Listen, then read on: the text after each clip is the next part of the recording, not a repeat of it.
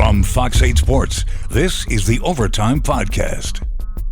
From the Fox 8 studios in New Orleans, this is the Fox 8 Overtime Podcast. I'm your host, Sean Fazende, riding shotgun as he does each and every podcast. It's Andre Johnson. Junior. Not forget the Junior is very important. Remember the JR at the end of the name. Before we get into today's content, be sure to like, share, rate, review. If you're watching us on YouTube, do us a favor. Hit that subscribe button. Get the bell notification when we drop that Fire content. Also, hello to the Gulf Coast Sports and Entertainment Network. Glad you have found us here. Glad you are enjoying the full lineup of podcasts and shows and everything we have on the Gulf Coast Sports and Entertainment Network. It is Wednesday. You did not see us Monday. We have to apologize for that. What happened was Andre got sent up to Baton Rouge after LSU won their 8th national championship in baseball, and he was not back in time for us to do a podcast, so we had to re-air one, so we apologize for that. But we are back on this Wednesday. Wanted to make sure I acknowledge that, because if you come to us on Monday, Wednesday, Friday, we're not here. It's on us to explain what happened. So that is exactly what happened. Sometimes the numbers just don't add up in our direction, and we had other things we had to do. But we are here now. It's Wednesday, hump day. How you feeling today? I'm feeling good. You know, it was a cool weekend with LSU pulling off the championship over Coastal Carolina. It was fun. Got to go up there Monday as a team, you know, got off the bus, and it was like 97 degrees out there, but you had a freaking line of fans just ready and screaming their lungs out.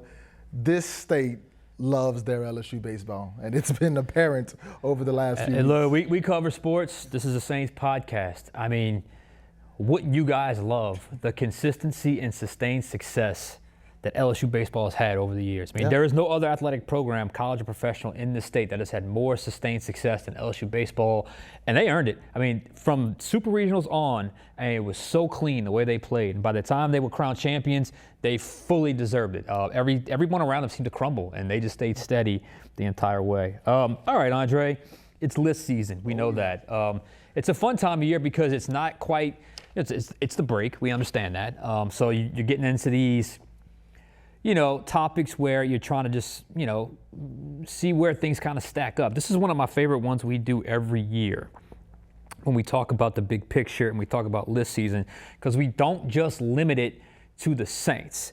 And that's where we're going to go with the big picture today. Yeah, you know, and this is fun because it gives us a chance to, you know, talk about the Saints, but also touch on the other 31 teams in the league, because we are ranking quarterbacks today, 1 all the way to 32, or the way we're doing it today, we're starting at 32 and going all the way up to number 1. We're sure you guys will have a lot of opinions. Well, look, I got a lot of scratch outs right here, but I can promise you I'm not going to like this list after I name it, because there's going to be an argument made. But we waited till today because Aaron Rodgers officially signs with the Steelers, so that kind of puts most of the positions in line, just in terms of who's going to be starting, at least in terms of good enough information, good enough intel to compile our 1 through 32 QB rankings list. So you want to get started? Let's do it. All right.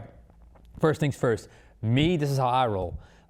Any quarterback that is a rookie that is projected to start, or any quarterback that has no career starts or very few starts, is generally going to be at the bottom of this list. I don't project rookies top 10 or top 15. I just don't do that. You got to have some kind of skins on the wall. Now, if you have one good year, there's a player on here that's had one good year, you can see him catapult all the way up. But for me, I don't put rookies high on this list. It could change by the end of the year, but that's just not the way I do things. So for me, where we're starting from the bottom up. Yep. All right, 32, I just have Cam Ward / Will Levis. Cam Ward is, to me, the only surefire rookie to start. Yeah. There's two good chances for rookies to start. It's Cam Ward and obviously Tyler Shuck. I'll get to him in a second. But Cam Ward is probably going to be the starter. He is a rookie. He has never thrown a pass. Therefore, I am going with Cam Ward at 32. Okay. Who do you have at 32? At 32, I didn't go a rookie. At 32 is my biggest question mark, because I said whoever comes out of Cleveland. Because we don't really know what's going on with that Cleveland battle. You know, you got Joe Flacco and Kenny Pickett and Dylan Gabriel and my guy Shador Sanders. There's so much, you know, question in Cleveland of who's going to start day one. And honestly, I'm not super high on any of them, except for Shador, but I don't think he'll get that start. So at 32, I got whoever comes out of Cleveland. All right. So I've got Tennessee. You've got Cleveland. Yeah. 31. he's not a rookie, but he hasn't played. I got J.J. McCarthy out of Minnesota. Look, I think he's going to do – I think that quarterback head coach works wonders for quarterbacks. We saw it last year with Sam Darnold, and you'll see where Sam Darnold's place on this list based off where he was in previous years. He wasn't on the list in previous years. I was going to save you in trouble. But J.J. McCarthy has not thrown a pass. He was hurt last year. He's the starter this year. They had a chance to bypass this and go with Sam Darnold, make it a little easier. They decided to stick with their first-round pick.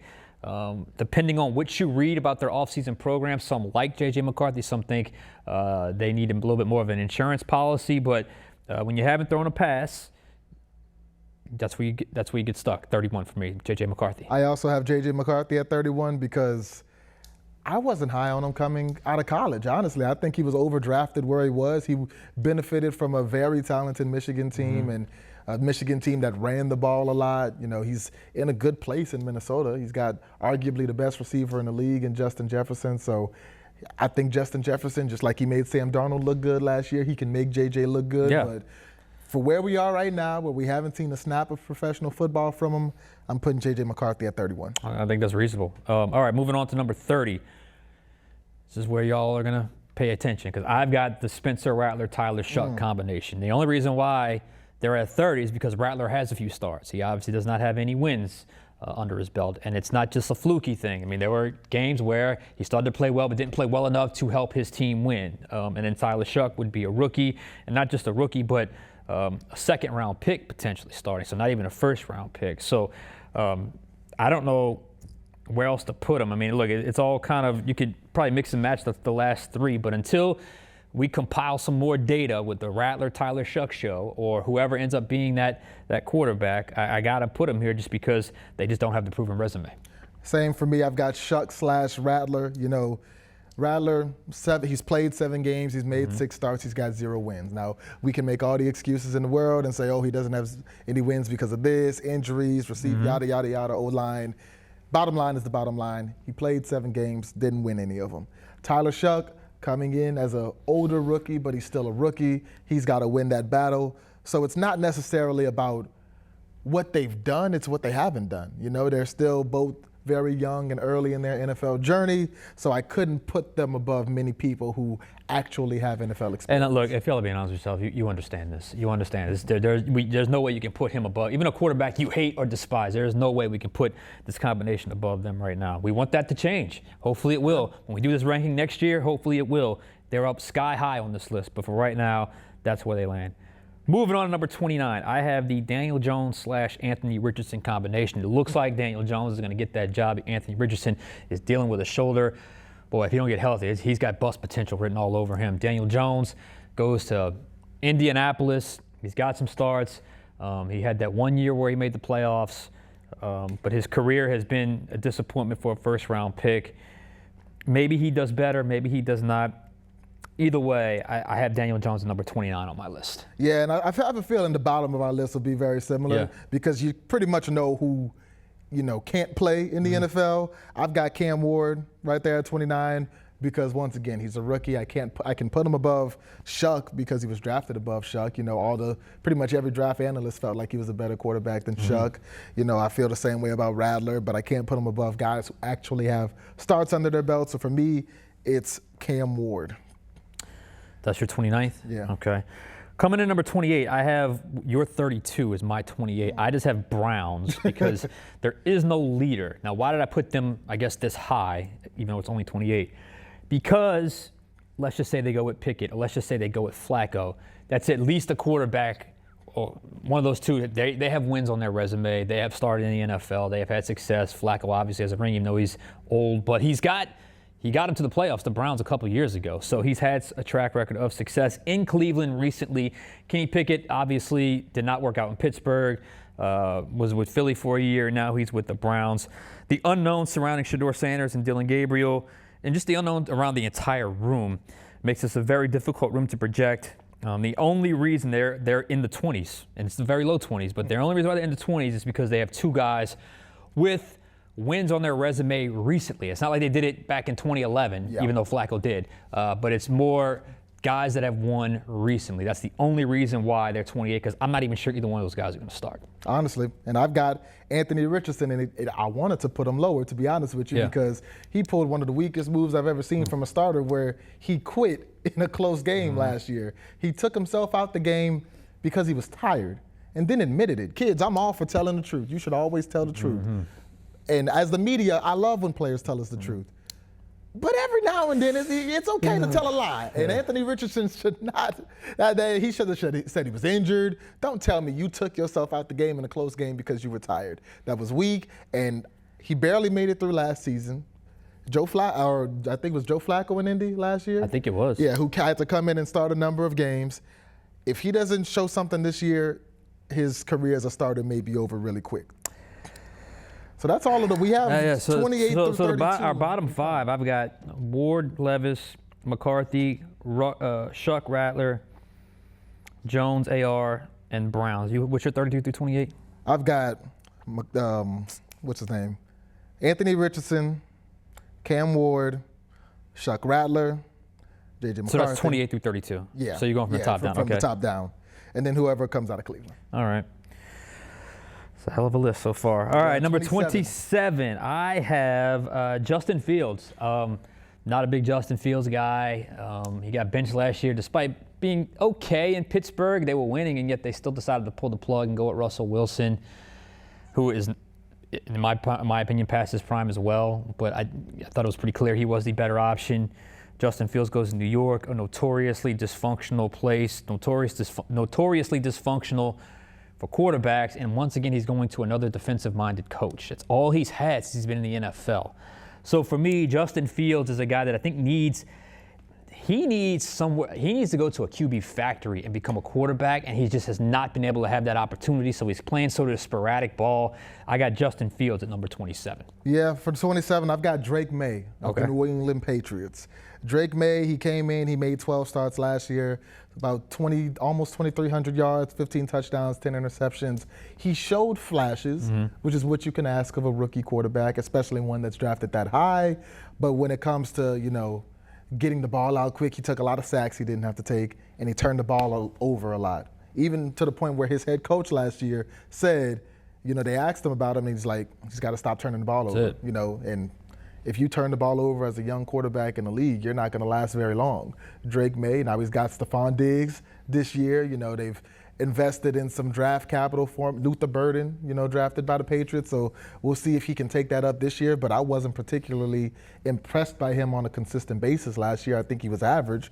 But when you consider the fact that there are people above him on my list that have more experience, I got to put Drake May at 27. I'm glad you brought him up because I'm about to hit a run of second-year guys here. He is not my next one at 26. At 26, I have Caleb Williams. I think he's going to be better this year. I really do. He's got Ben Johnson. He's got an unbelievable play caller. They've done some stuff around him. They've added some offensive linemen.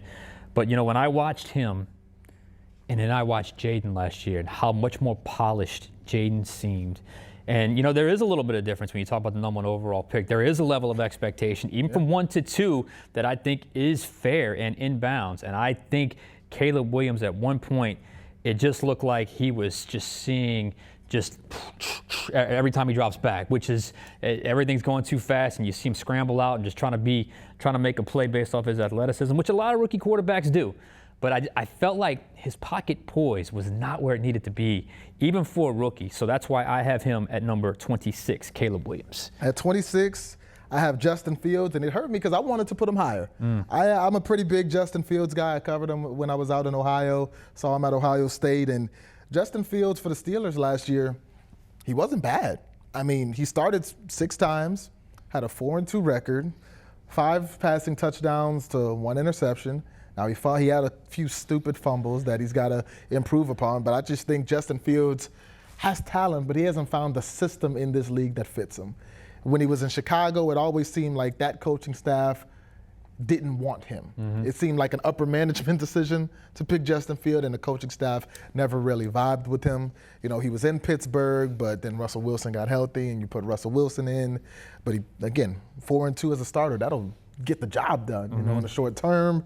Now he's in New York. He'll definitely be the starter. He's got some talent around him, and Breece Hall and Garrett Wilson and those guys.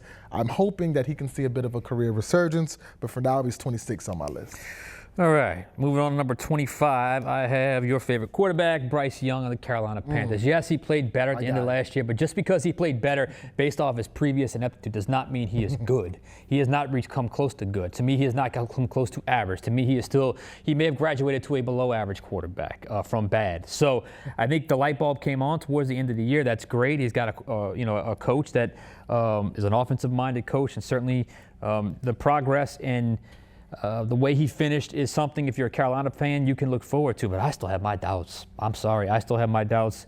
So Bryce Young, for me, is a guy that he's got to win me over, because he ain't won me over yet. He's at number 25. And Bryce Young will be coming up on my list, but not at 25, because I've got the guy he beat in Week 17, Michael Penix Jr. Okay. Michael Penix is a guy who I was really high on coming out of college. I think he did a great job in Washington. I think that he was arguably the best quarterback in the nation his last season there. And he didn't get to start many games last year because Kirk Cousins in Atlanta, you know, they paid him all that money. He was going to start, but they picked him, Penix, number 8 overall for a reason. In 3 starts, he had 3 touchdowns, 3 interceptions, 775 yards, but he showed, I mentioned the flashes with Drake May. He showed those flashes, and he's on a talented offense with Bijan Robinson and Drake London and those guys. So I think now that this job is his, if there's a candidate to take off next season, I think he's definitely on that list. Yeah, well, that's where I'm going to go next. Number 24, Michael Penix Jr. I was going back and forth between he and Drake May. I guess the only difference was Drake May had a little bit more starts. There's more football that he played. Penix came in, did some nice things. He made some high-end plays. I was a little surprised at how much he struggled early on, at least with accuracy. I thought he missed a lot of throws that were open. He's got a ton of, Atlanta always seems to have a ton of talent. Yeah. So I think Penix is a guy that can be successful in year 2. They draft him to be that. They're bumping Kirk Cousins out because of that, the guy they paid a lot of money to. He'll be the backup, obviously. But Michael Penix Jr. coming in at 24. My 24. This might be the first surprise of the list. This is where me and Sean deviate by a lot. You know, some of you may agree. Others of you may think I'm crazy. Number 24 on my list, Steelers quarterback Aaron Rodgers. Okay.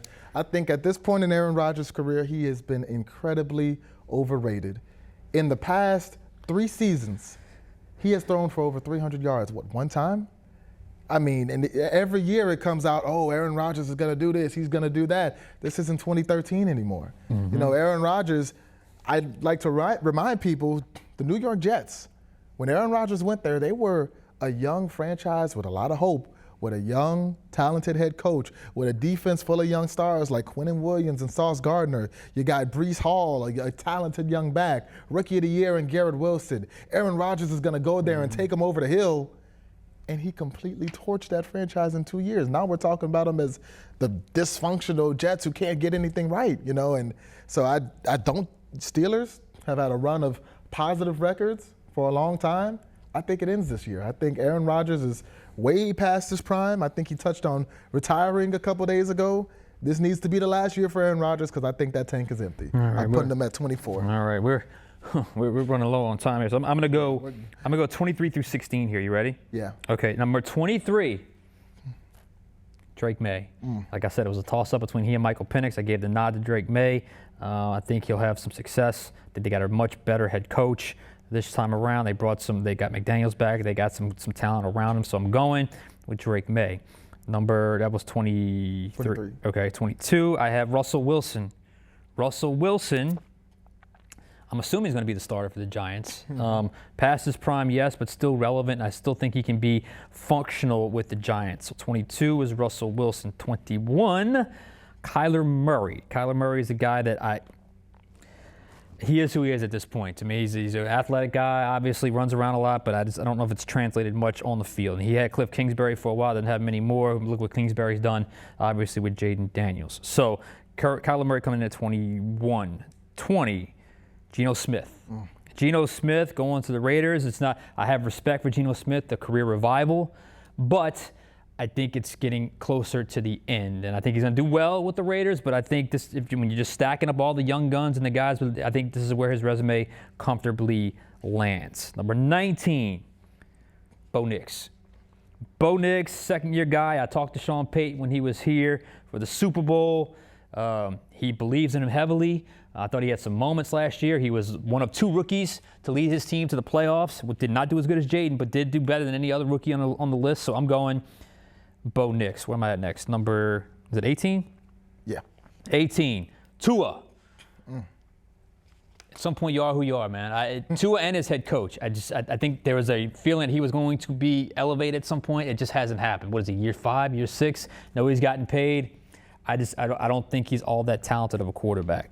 The number 17, is that right? Number 17 is Sam Darnold. Great year last year, a guy that's done a lot, but bounced around a lot. Found it with the perfect system last year with Kevin O'Connell. We'll see if that translates. I got to honor last year's season, but I don't know. I'm not willing to go higher than this because he's got to do it more than just 1 year for me. He can't just be a one-hit wonder. And then number 16, I have Aaron Rodgers because I was a huge Aaron Rodgers fan for the longest. He's over 40. A lot of drama comes with him. So at some point, he's got to prove it on the football field. The difference is he's going to be with a veteran group, a veteran coach, a no-nonsense coach. I think they can handle him. So Aaron Rodgers comes in at 16. What's your list? We shall see. So this is 16 through 23. Starting with 23, I've got Bryce Young. If you asked me last year where Bryce Young is, 1 to 32, I would have told you he was like 37. Bryce Young was terrible the year before last, and he was terrible at the start of last year. He was the one who the Saints embarrassed in the Dome week 1.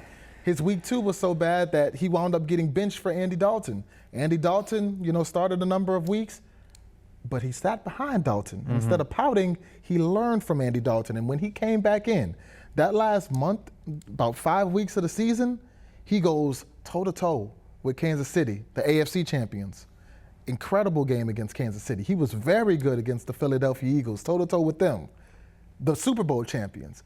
He goes toe-to-toe with the NFC South champions in the Tampa Bay Buccaneers. He gets into a shootout with Michael Penix and scores 5 touchdowns to close the season. If that close end of the year, Bryce Young, is who we get at the start of the season, you draft him Teteroa McMillan, Xavier Legette, who I call Big Country, Jalen Coker, the undrafted guy from last season. They've done a lot to add weapons to that offense and invest in the offensive line. Bryce Young is my number 1 breakout candidate this year, and I think the Panthers win the NFC South. I've got him at 23. Caleb Williams at 22, because there were times, you mentioned it earlier, where he was seeing ghosts. But when you look at the numbers, 3,500 yards, 20 touchdowns, 6 interceptions. He showed enough flashes, and obviously the bar is higher if you are the number 1 overall pick of the draft. But I don't think last year was as bad as some would say, but I also don't think it's as good as others would say either. 21, I've got Trevor Lawrence, 11 starts, 16 touchdowns, 5 interceptions. That 21 is not good for a quarterback like Trevor Lawrence. Trevor Lawrence is a guy who should be closer to that top 10. He has been very underwhelming lately, especially last season. I've got him at 21. At number 20, I've got Russell Wilson. Solid year last year in Pittsburgh. He picked up where Justin Fields left off. He solid record for the Steelers. He's going to the Giants. I think he wins that game. He doesn't wow me, but he can get the job done with the right weapons. I think 20 is a good spot for him. 19, I've got Sam Darnold. Sam Darnold was in a perfect situation last year with Justin Jefferson, T.J. Hawkinson when he got back from injury, Aaron Jones, a great Viking system and offense, and he was able to thrive in it. We'll see what he can do in Seattle. I'm not as high on him in Seattle, but again, we'll see. Number 18 is a guy who we've been waiting to see it from, and we see it every now and then, but we haven't seen it consistently enough. That's Kyler Murray. Almost 4,000 yards last year, 21 touchdowns, 11 interceptions. 17, I've got Brock Purdy. Brock Purdy, a quarterback who is very, talked. I remember when Cam Newton, said that he's not the guy. And we're going to see, is he the guy? Because that Niners offense has changed a lot. Christian McCaffrey is coming back, but they lost Deebo Samuel. Brandon Ayuk's going to have to step up. Ricky Pearsall, who was a rookie last year, he's going to step up. So we'll see if Brock Purdy can have that much success. I think he's about an average quarterback that weapons and system make him look above average. We'll see this year what he can do. And at 16, I've got the sophomore quarterback, Bo Nix, 3,775 passing yards, 29 touchdowns, 12 interceptions as a rookie, and he's in that Sean Payton offense. You know what quarterbacks can do with Sean Payton? I like it. All right, we run out of time, so I'm gonna go 15 through one. I'm just gonna do the whole. We'll we'll say goodbye on Gulf Coast Sports Entertainment and. Well, let's just go. Let's so YouTube can get the list here. Yeah. Let's go. 15. I got Trevor Lawrence, one of the biggest falls on my list because I had high hopes for him, but it's just not happening. Number 14, Jordan Love. I think he's a touch overrated, but he has been productive. This is a tough one right here. This group here. 13, Dak Prescott. Again, he's consistently good. How is he going to ever be great? Number 12, Baker Mayfield, a guy that's in a perfect situation in Tampa Bay. So I could have put him higher on this list. I scratched him out a couple times, settled number 12. Number 11, Brock Purdy. I think he's a guy, I still respect what he's done the first 2 years he started. Last year was struggling because of the injuries, but I still have him at number 11. Number 10, my last year putting him in as a top 10 quarterback, Justin Herbert. At some point, you got to be there. Number 9, C.J. Stroud. Number 8, Jaden Daniels. Respect for the second-year pro. Number 7, Jared Goff. Number 6, Jalen Hurts. Number 5, Matt Stafford. Number 4, Lamar Jackson. Number 3, Joe Burrow. Number 2, Josh Allen. And number 1, top of my list, Patrick Mahomes. What about you? Can't go wrong with that. At 15, I have Dak Prescott, a guy who's been good, a guy who has led the league in, passing. But someone else who I think I've kind of slapped that overrated tag on. I've never been high on Dak. I think overall he's been an average quarterback. 15 reflects that. Number 14, Geno Smith, who's done a great job in, reviving his career. 4,300 passing yards last year, 21 touchdowns, 15 interceptions. He's in an interesting place in Vegas because they weren't very good last year, but they've got Brock Bowers. They've got Ashton Genty, who they just drafted. The Raiders should get a little better with Geno and Pete Carroll now running that show. At 13, I've got Tua Tagovailoa. He's a guy who just led the league in passing not too long ago. He's a guy who, when it comes to accuracy and how well he throws that deep ball, he shines across the NFL. He just needs to do a better job protecting himself and staying on the field and being available for his team. Now, on the Gulf Coast Sports and Entertainment Network, we've got to say goodbye. On YouTube, on our website, we're going to keep rolling. So guys on Gulf Coast, go over to YouTube and our website and check that out. That was my 13, Tua Tagovailoa. Number 12, Justin Herbert. The name I keep saying, or the word I keep saying is overrated. A lot of people will put Justin Herbert at like 5, 6, 7. Yeah. I can't. What has he done? He's mesmerized by the talent, the arm talent. He eye test. You see the throws he can make, and that's very impressive. But at some point, you've got to accomplish something. Everyone always jokes about 28-3, and rightfully so. But Justin Herbert lost a pretty embarrassing lead, a 4-possession lead in the playoffs to Trevor Lawrence not too long ago either. So Herbert is someone I need to see something out of. I've got Jordan Love at 11, a guy who has been good.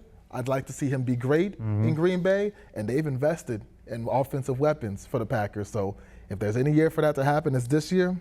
Number 10, Super Bowl champion, not this year, a few years ago, Matthew Stafford. Okay. He is the oldest guy in my top 10, probably one of the oldest guys in the league, but I think Stafford still got it, and he's got his guy Puka Nacua, who now steps into the number 1 role, and I think that the Rams offense can still be dangerous. Number 9, Jaden Daniels. Jaden Daniels, who comes in as a rookie for the Commanders, who weren't expected to do anything last year. And he winds up taking them to the playoffs and having a nice little, run in the postseason as well. So I give Jaden. Very nice run. That's 3,500 passing yards, 25 passing touchdowns, 9 interceptions, and that's not even talking about all the things he can do in the running game, all the clutch plays he made and the comebacks we saw them make. Sometimes 9 seems a little low for Jaden Daniels, but as a second-year player, I kind of gave seniority to the guys who have done it at a higher level longer. At 8, I've got Jared Goff, 4,600 passing yards last year, 37 touchdowns, 12 interceptions. Now, he lost his offensive coordinator in Ben Johnson. He's now the head coach in Chicago, but that offense is still stacked with Jahmyr Gibbs and David Montgomery and Amon-Ra St. Brown and Sam Laporta. So Goff, I don't expect him to take a step back too much. 7 is a guy who I think gets underrated a lot, and that's Baker Mayfield. Baker Mayfield, the NFC South's been very winnable. Let's start there. But he has consistently won the NFC South since he's been here. 4,500 passing yards last year, 41 passing touchdowns, 16 interceptions. Baker Mayfield has consistently been one of the better quarterbacks in this league. I think he's earned the 7th spot. And now we get into that tier 1 of quarterbacks. In the top 6, I've got Jalen Hurts at 6, Super Bowl champion. Number 5, I've got C.J. Stroud, who 3,700 yards, 20 touchdowns, 12 interceptions last year. A bit of a step back statistically from his rookie year, but when you look at the injuries that the Texans had to survive and the fact that he still got them to the playoffs and won a playoff game as a sophomore, I think he's one of the most talented pocket passers in this league. I got him at number 5. The only guy is a pocket passer who I think is better than him, the guy who I have at number 4, and Joe Burrow. Joe Burrow, who would have won the MVP last year if his team could win a few more games. Yeah. But, hopefully that defense can take a step up and Joe Burrow can potentially win that MVP next year.